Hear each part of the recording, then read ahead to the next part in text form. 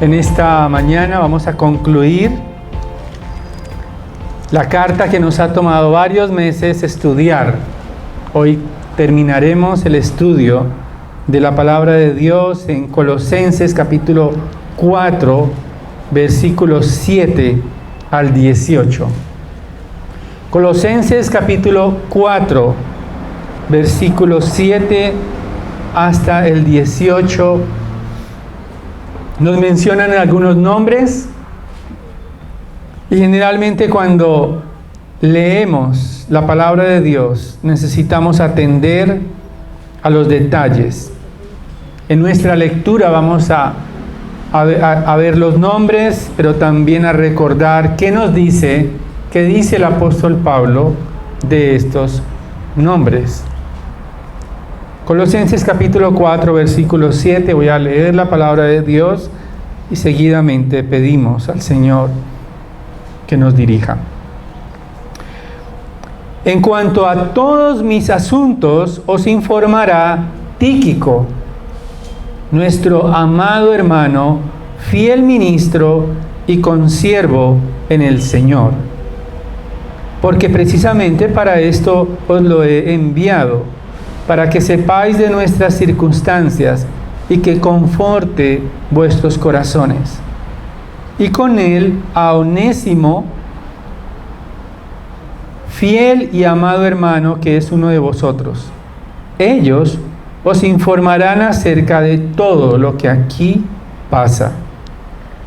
Aristarco, mi compañero de prisión, os envía saludos. También Marcos, el primo de Bernabé, acerca del cual recibisteis instrucciones, si va a vosotros recibirle bien. Y también Jesús, llamado Justo.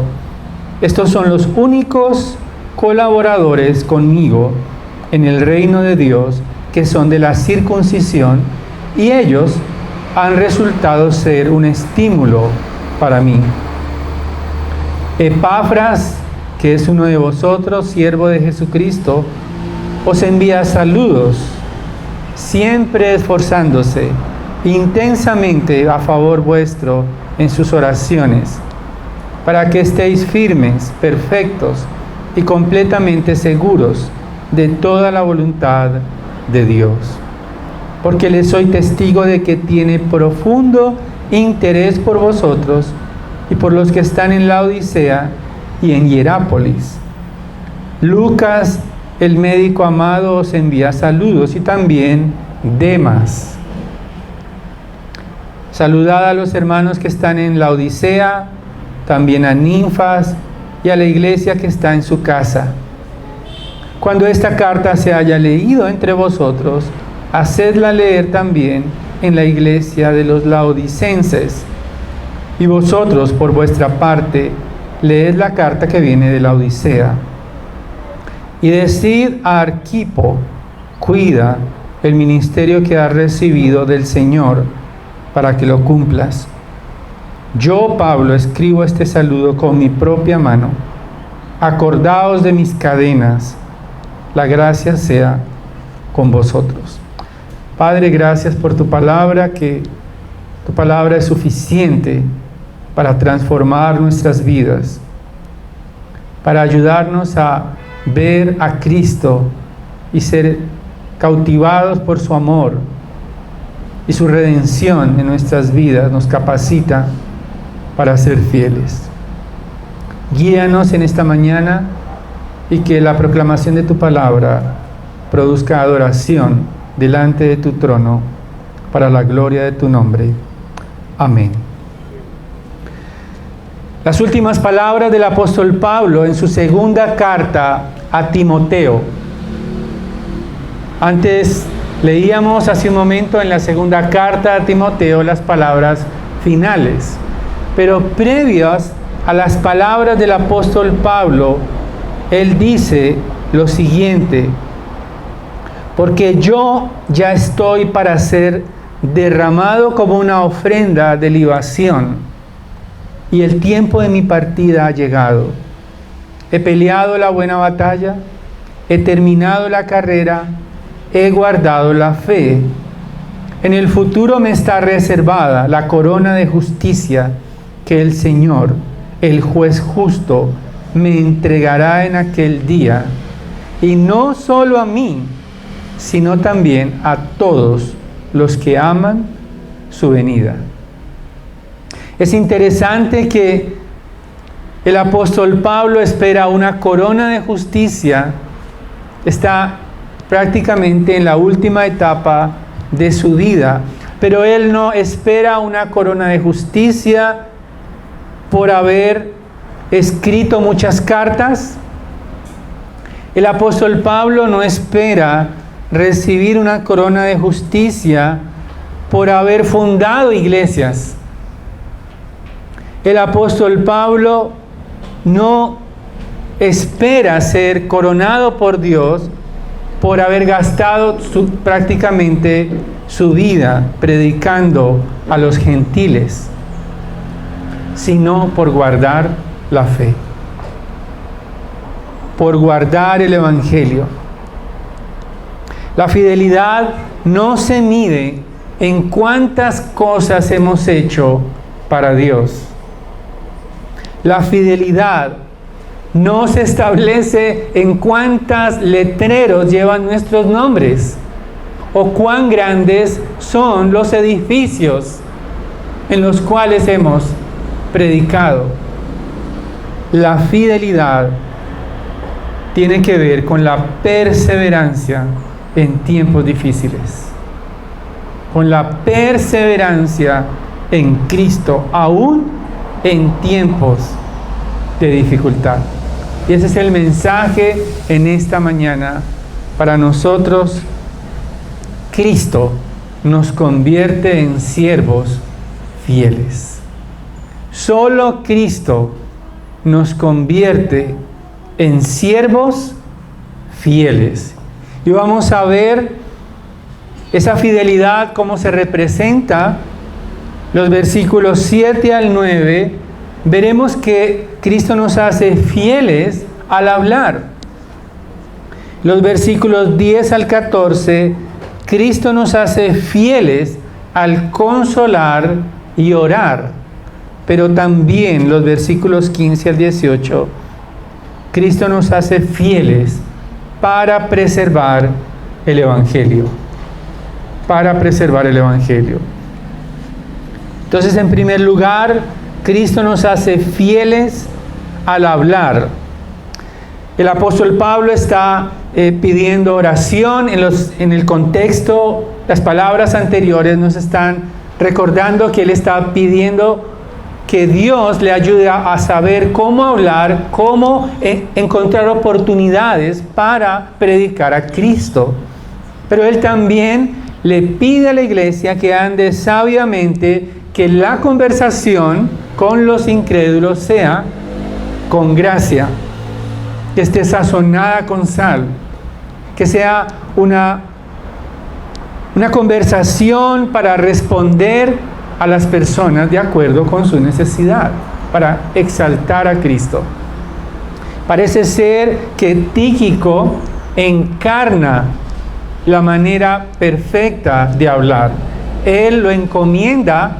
Él está en la cárcel. Recordemos que él ha recibido noticias de Epafras, que es el pastor de la iglesia en Colosas. El apóstol Pablo está en Roma, encadenado a un soldado romano las 24 horas del día. Y ahora él ha escrito la carta con instrucciones para alertar a la iglesia de Colosas sobre los falsos maestros. Él está exaltando la gloria de Jesucristo.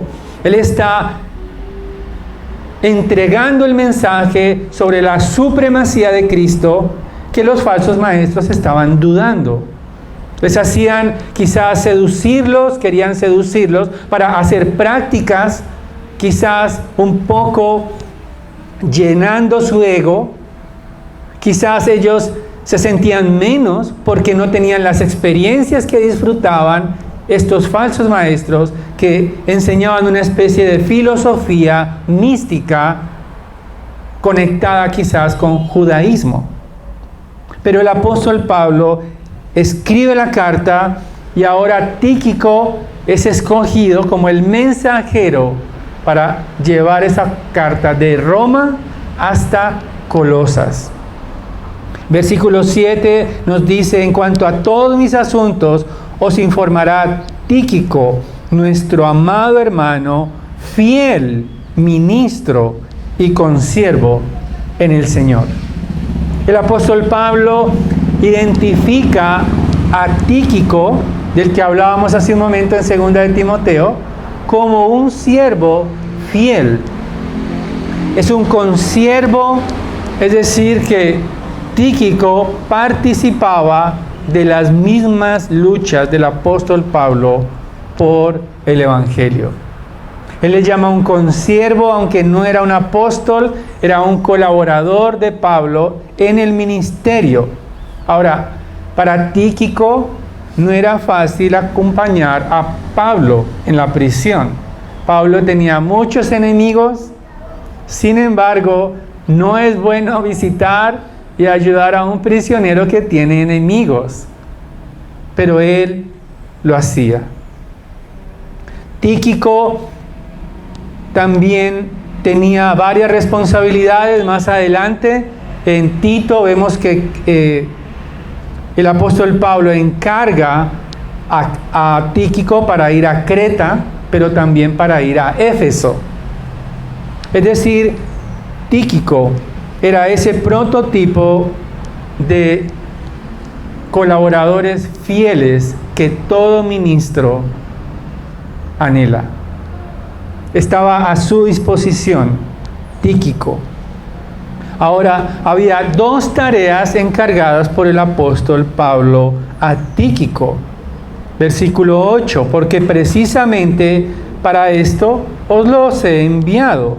En primer lugar, para que sepáis nuestras circunstancias, y en segundo lugar, para que conforte vuestros corazones. Tíquico tenía que describir las circunstancias del apóstol Pablo en la prisión, pero de una manera muy llena de gracia. ¿Por qué? Porque si él mostraba al apóstol Pablo como una persona derrotada, quizás los creyentes de Colosas iban a quedar muy cabizbajos. En otras palabras, Tíquico debía ser fiel en sus palabras para que al transmitir las condiciones del apóstol Pablo les diera un estímulo a los creyentes de Colosas. Los animara en vez de desanimarlos. Él debía también describir todas esas facetas del apóstol Pablo, sus luchas, sus dificultades, para que la iglesia de Colosas supiera cómo orar por Pablo. Pero también debía dar ánimo a sus corazones. Imagínense la responsabilidad de Tíquico, tener que hablar de un prisionero, pero hablar con ánimo. No es sencillo para nosotros ver a alguien que está prácticamente en una condición, en un contexto de aflicción, y entonces sacar ánimo para otros creyentes. Nuestra tendencia natural es: estoy pasando esto porque, no sé, hay algo escondido, hay pecados escondidos en Pablo quizás. Pero lo único que podía alentar a Tíquico a dar aliento era Cristo. Tíquico es consiervo de Cristo, el Señor. Por lo tanto, el apóstol Pablo sabe que Tíquico no va a presentar su vida como una tragedia, como él no lo va a presentar a los colosenses como un derrotado, como alguien del cual tiene que avergonzarse, del cual les habló de las riquezas de Cristo, pero ahora está preso. Él sabe que Pablo está preso por causa del Evangelio. Y esto es lo que va a producir en los creyentes de Colosas que puedan ver a Cristo, que puedan glorificar a Cristo, que puedan exaltar a Cristo, aún en tiempos difíciles. Ahora, Tíquico recibe también un compañero de viaje. En el versículo 9 dice, y con él a Onésimo, fiel y amado hermano, que es uno de vosotros. Ahora, para entender lo que está pasando aquí, necesitamos leer la carta a Filemón. Se las dejo de tarea, por favor. ¿Por qué? Porque Tíquico lleva la carta de Pablo, pero tiene que llevar otra carta a Filemón. La carta de Filemón van juntas. Él lleva a Onésimo, y Onésimo era un esclavo era un esclavo fugitivo que pertenecía a Filemón. Entonces, él se encontró, no sabemos cómo resultó, encontrándose con Pablo, y él conoce a Cristo en la prisión junto con Pablo. Y ahora Tíquico tiene que llevarlo de vuelta a su amo, fugitivo. Probablemente si Filemón hubiera querido, hubiera mandado a condenar a Onésimo. Pero vemos en la carta a Filemón que el apóstol Pablo le pide, mira, y le dice aquí también en Colosenses, él es uno de nosotros. Trátalo benevolentemente, y si algo te debe, anótalo a mi cuenta, yo lo pagaré, dice el Pablo en la carta a Filemón. Es maravilloso como Onésimo estaba buscando libertad de su amo, pero encuentra la libertad en Cristo, y ahora regresa para servir a Filemón arrepentido.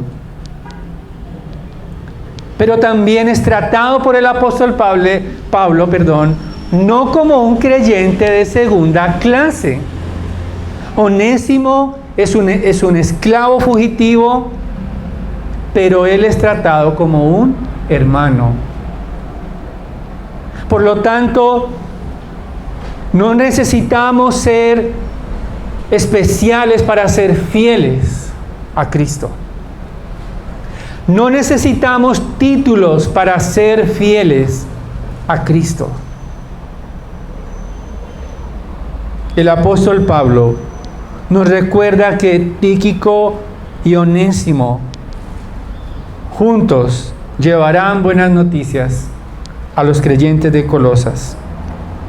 Y por lo tanto, en estas palabras está la gracia de Dios hacia Tíquico y hacia especialmente a Onésimo. Ahora, podemos preguntarnos entonces qué papel jugamos nosotros en estos tiempos. Quizás no somos encargados de llevar cartas que finalmente quedaron en nuestras Biblias. Sin embargo, no necesitamos ser conocidos, famosos, para ser fieles a Cristo. Los nombres de Tíquico y los nombres que vamos a seguir leyendo están allí, quizás sin una titularidad, pero son hombres fieles. Hoy en día todos quieren figurar en los lugares de prestigio y honor de esta tierra. Muchos desean que sus nombres sean conocidos, populares, reconocidos, influenciadores. Hoy se les llama así, ¿no? Influencers. Pero para ser fieles, probablemente no necesitamos ningún título. Necesitamos a Cristo. Porque Él conocerá nuestra fidelidad en el corazón. Podemos ser instrumentos de Dios, aunque nuestros nombres no los conozca nadie. Pero en segundo lugar, Cristo nos hace fieles para consolar y para orar por su pueblo. versículos 10 al 14. Tenemos otro nombre allí, probablemente no lo pondrían a sus hijos tampoco, Aristarco, sí, no suena como muy sonoro, Aristarco, pero Aristarco, dice el versículo 10, mi compañero de prisión os envía saludos. A partir del versículo 10, Pablo comienza a hablar de los judíos, es decir, los colaboradores de la circuncisión. Eso quiere decir que eran judíos que estaban con él. En otras palabras, eran judíos que se hacían prisioneros voluntarios con Pablo. Ellos acompañaban a Pablo. Estaba Aristarco, estaba Marcos, Juan Marcos, quien escribió el Evangelio de Marcos. Estaba Jesús, ese era su nombre judío, pero también tenía un sobrenombre griego, Justo, llamado Justo, y él los llama colaboradores, es decir, ayudantes. ¿En dónde? En el reino de Dios, dice el versículo 11. Estos son los únicos colaboradores conmigo en el reino de Dios, que son de la circuncisión.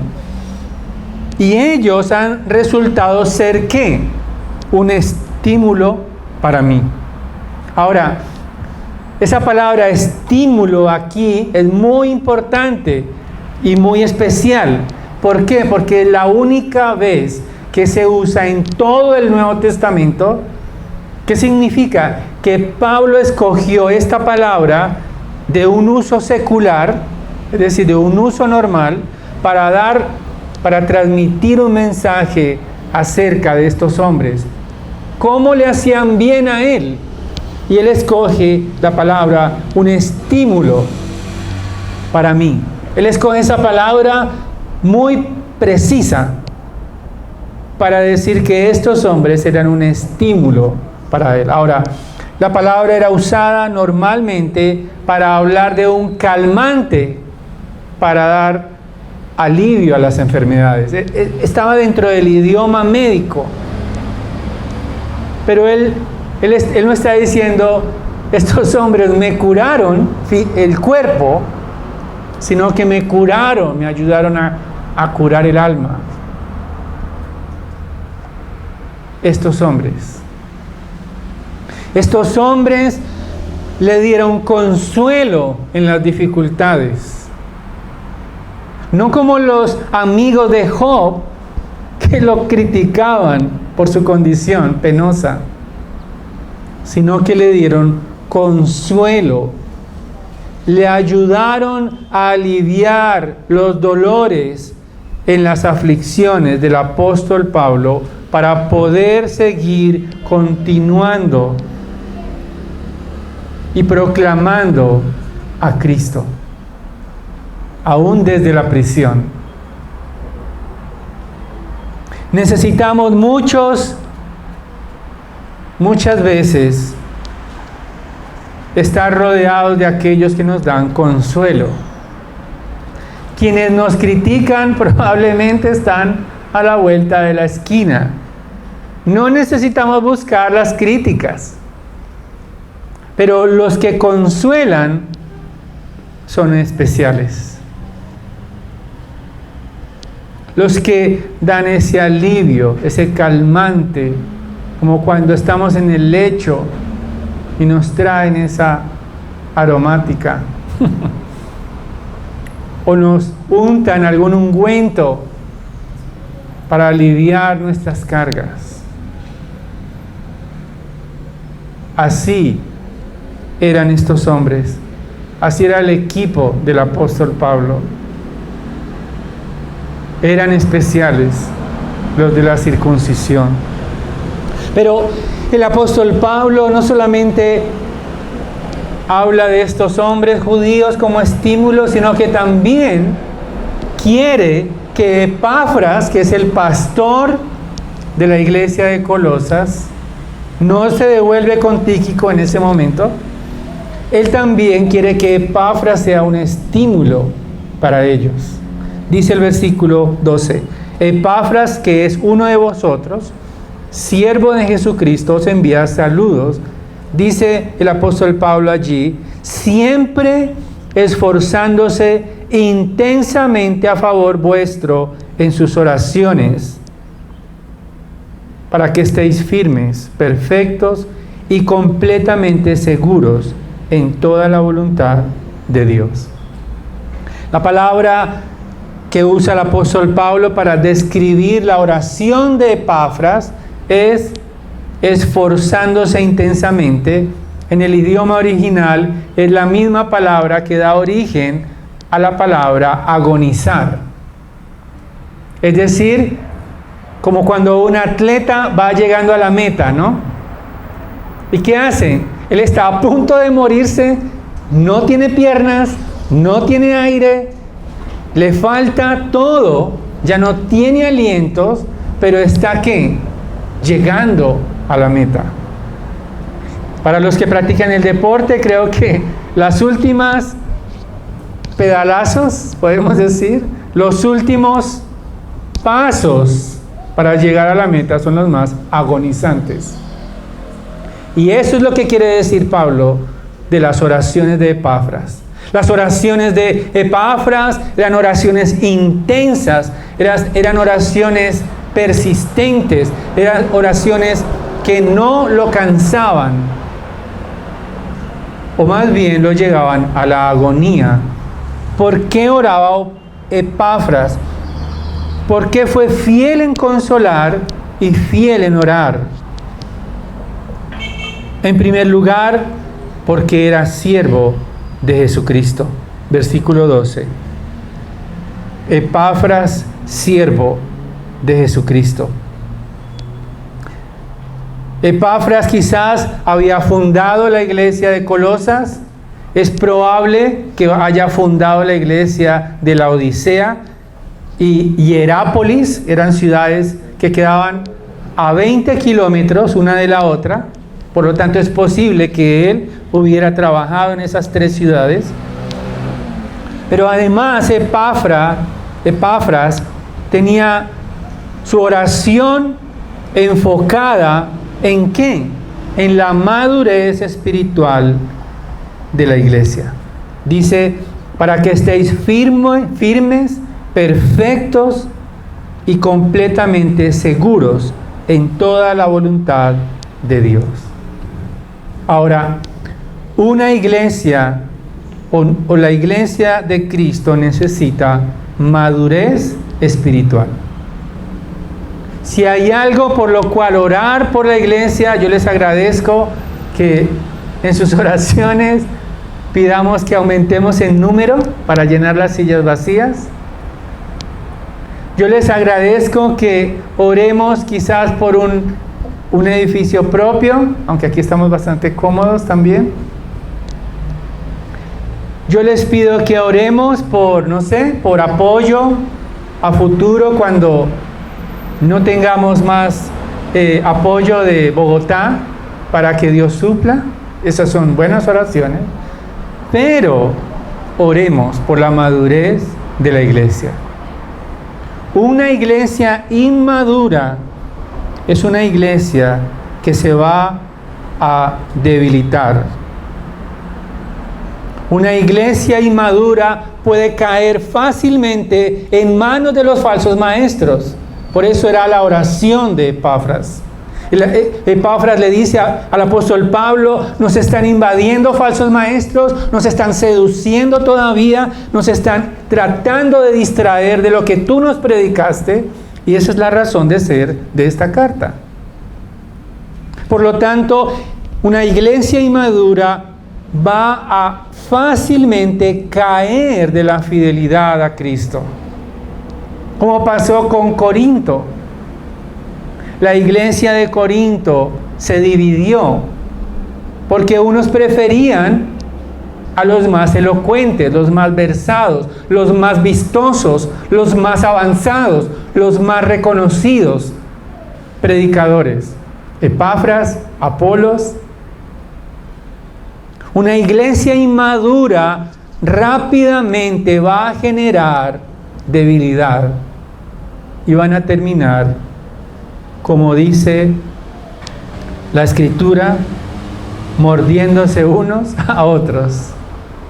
Por eso Epafras ora, no solamente por madurez espiritual, sino también para que estén seguros en la voluntad de Dios.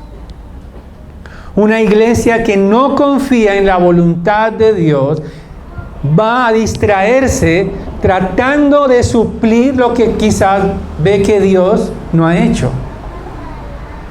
¿Qué quiere decir con esto? Que va a tratar de suplantar a Dios, intentando llegar a la meta y no esperar en la voluntad de Dios. Si nosotros tuviéramos una estrategia de marketing aquí en Cali, si quizás consiguiéramos asesores de marketing, ya nos hubieran conocido en todo Cali. Quizás si repartiéramos volantes acerca de lo que estamos haciendo aquí como iglesia, Evangelio y Vida, es probable que muchos hasta curiosos vendrían a saber qué es lo que está pasando acá. Pero no lo vamos a hacer. No vamos a buscar el protagonismo por medios artificiales, sino que vamos a esperar, hacer lo que nos toca, pero la voluntad de Dios es perfecta. Una iglesia que no espera en la voluntad de Dios, Epafras sabía que necesitaba orar hasta la agonía para que la iglesia de Colosas no estorbara los planes de Dios. Es Jesucristo el que nos hace fieles al consolar y orar por la iglesia. Es Jesucristo el que nos da aliento para ser ese ungüento hacia aquellos que están en dificultades. Es Jesucristo el que nos da ayuda a madurar, a orar por la madurez de la iglesia y no medirla por cuánto sabemos de la Biblia. La madurez de iglesia no se mide en cuán grande es la iglesia, sino en cuánto persevera en Cristo la iglesia. Y esto solamente va a producirse por el Espíritu Santo. Hermanos, necesitamos doblar nuestras rodillas fervientemente a Dios. Si en otro tiempo orábamos reclamándole a Dios casa, carro y beca, o quizás ayunando para obtener viajes, trabajos o empresas caídas, conservemos el fervor, pero oremos por la madurez de la iglesia. Oremos para que Dios añada a todos aquellos que van a permanecer fieles a Cristo, no a un pastor, no a una denominación, no a un hombre, sino a Cristo. Finalmente, a partir del versículo 15, el apóstol Pablo se dirige a iglesias, dice: saludad a los hermanos que están en la Odisea, también a Ninfas y a la iglesia que está en su casa.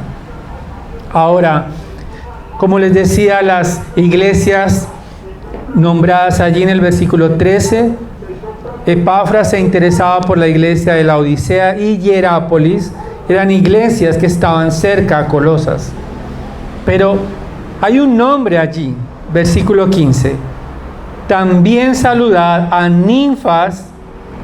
En realidad, los estudiosos no saben si era hombre o mujer, pero lo que sí saben es que había una iglesia en su casa. Es decir, para el apóstol Pablo, Ninfas era muy importante que participara en estos saludos, porque a pesar de que la iglesia era quizás contada con los dedos de la mano en su casa, necesitaba perseverar en el Evangelio. No hay categorías para el Evangelio. Somos tan importantes para Dios como lo es una iglesia con muchos miembros. La iglesia era una iglesia quizás sencilla, pero Él quiere que le den saludos y ánimo a Ninfas, a esa iglesia. Pero saluda también a la iglesia, dice, cuando esta carta se haya leído entre vosotros, hacerla leer también a la iglesia de los laodicenses, y vosotros por vuestra parte leed la carta que viene de la Odisea. Había dos cartas, una carta que no sabemos, quizás en realidad no hace parte del canon bíblico, la carta a la Odisea, pero existía esa carta, y esa carta contenía la doctrina que necesitaban los colosenses y los de la Odisea. ¿Para qué? Para perseverar en la supremacía de Cristo. Ellos necesitaban saber que Cristo es todo y en todo, que en Él habita la plenitud de Dios.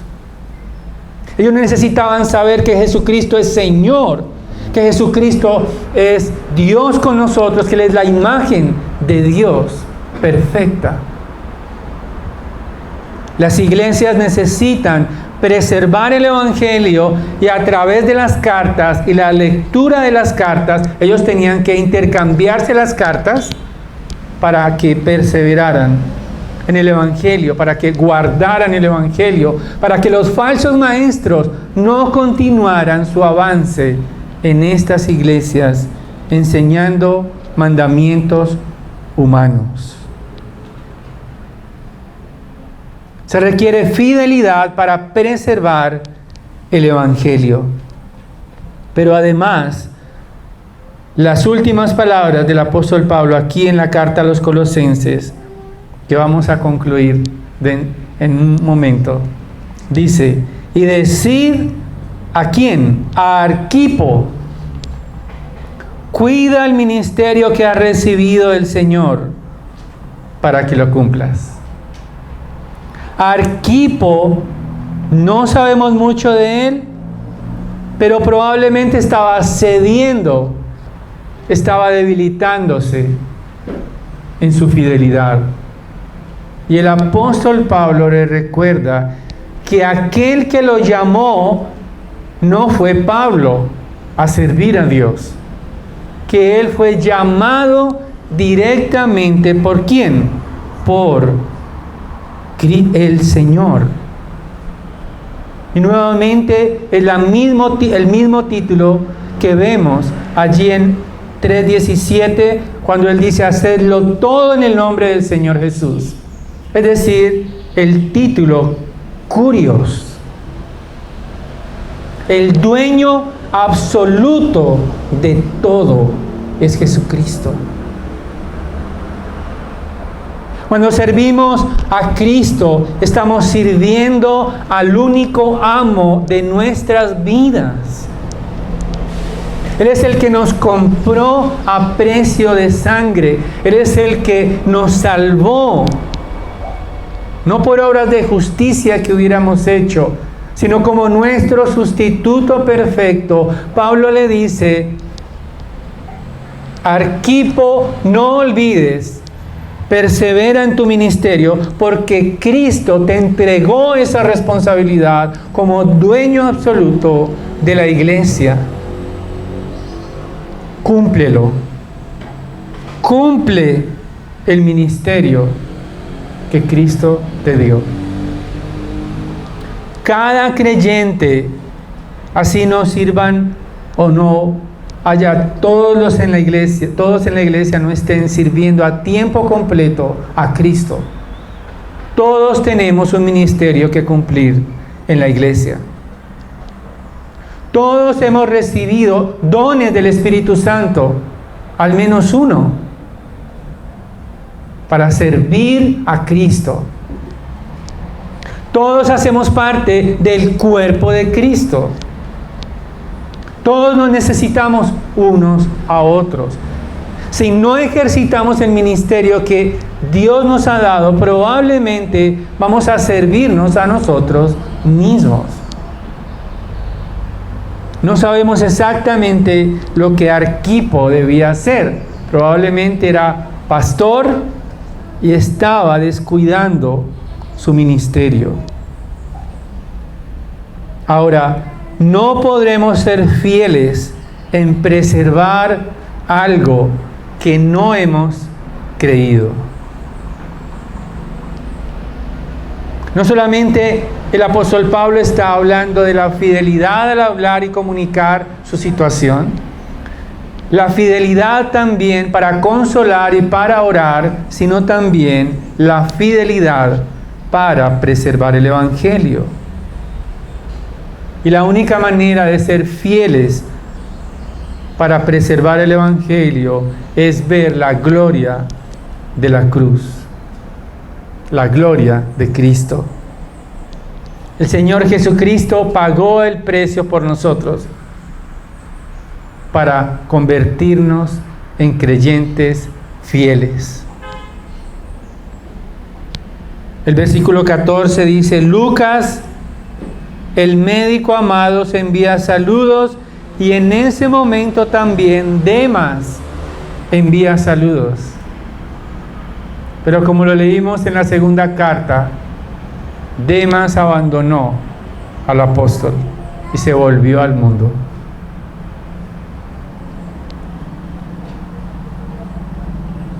El libro de Hebreos dice que nosotros no somos de los que retroceden, sino de los que avanzan, solamente por la gracia de Cristo. Quizás te preguntas: mi nombre no está todavía escrito en algún lugar visible. Quizás eres anónimo, no eres youtuber, no eres influencer, nadie te escucha en Twitter, salvo tu mami y tus tíos. Nadie te consulta en las redes sociales, salvo tus enemigos. Pero juegas un papel importante en el reino de Dios, porque has sido redimido, redimida por la sangre del Cordero. No te preocupes si vas a ser famoso o no. Preocúpate por ser fiel hasta la muerte, hablando fielmente, consolando y orando fielmente, pero también preservando el Evangelio fielmente. Y la cena del Señor precisamente nos ayuda a preservar el Evangelio para poder recordar a Cristo de manera material. Vamos a orar por los elementos y a continuación celebraremos la Santa Cena. Padre, te damos gracias por tu palabra. Damos gracias, Señor, porque hay nombres allí que fueron hombres fieles a tu palabra, a Cristo. Ayúdanos a recordar a través de estos elementos que nuestra fidelidad no depende de cuánto sabemos nosotros, sino de cuánto somos fieles a ti y a la gloria de Cristo. Te lo pedimos en su nombre. Amén.